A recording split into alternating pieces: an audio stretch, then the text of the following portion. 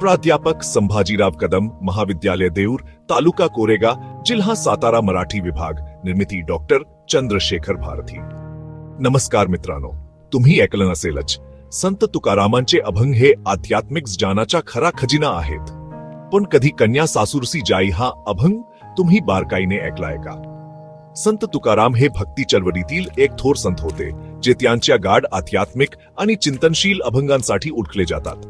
कन्या सासूरसी जाई मध्ये ते परमात्म्यासाठी असलेल्या तीव्र भक्ती आणि ओढीचे वर्णन करतात, जी सर्व सांसारिक बंधनांपेक्षाही श्रेष्ठ आहे। कल्पना करा, एक मुलगी सासरी जाताना मागे वरून आपल्या माहेराकडे एक नजर टाकते। ही प्रतिमा एका भक्ताच्या मनातली द्विधा अवस्था, सांसारिक बंधनांपासून मुक्त होण्यासाठीचा संघर्ष आणि परमात्म्यासाठीची ओढ याचं सुंदर चित्रण करते। केव्हा भेटशी केशवा या ओढीत तुकाराम भक्ताची परमात्म्याला भेटण्याची उत्कट इच्छा व्यक्त करतात।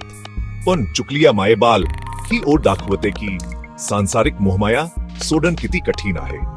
ज्याप्रमाणे माशाला पाण्याबाहेर काढल्यावर तो तरफडतो, त्याप्रमाणे भक्ताची अवस्था असते।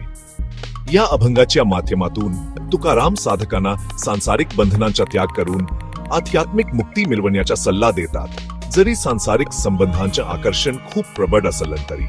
कन्या सासूरसी जाई हा अभंग आध्यात्मिक आकांक्षा आणि सांसारिक बंधनांमधल्या संघर्षावर एक गाढ चिंतन आहे।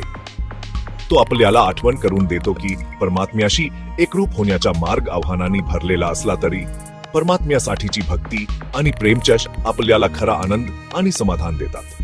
म्हणून पुढच्या वेळी जेव्हा तुम्हाला सांसारिक आकर्षणाचा अनुभव येईल, तेव्हा तुकारामांचे हे शब्द आठवा आणि आध्यात्मिक प्रवासाला सुरुवात करा।